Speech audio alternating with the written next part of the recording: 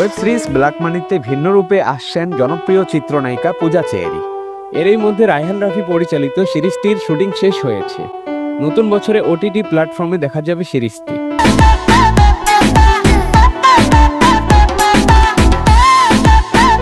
সিরিজের একটা আইটেম গানের টিজারে সম্প্রতি দেখা মিলল পূজা চেরি ধরা দিলেন অন্যরকম ভাবে। শনিবার রাতে ব্ল্যাক মানি ওয়েব সিরিজের আইটেম গান প্রেমের দোকানদার মুক্তি পেয়েছে। আমি হেইলা দুইলা নাচবো যখন খাবে তুমি ঝটকা।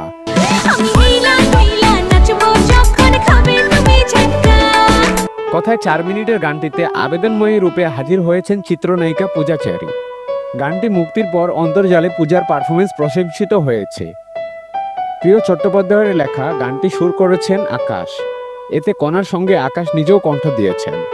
এদিকে গানটি মুক্তির পর অন্তর্জালে পূজার পারফরমেন্স প্রশংসিত হয়েছে। আবেদনময়ী রূপে তাকে যেভাবে উপস্থাপনা করা হয়েছে সেটা তারিফ করেছেন অনেক ভক্ত।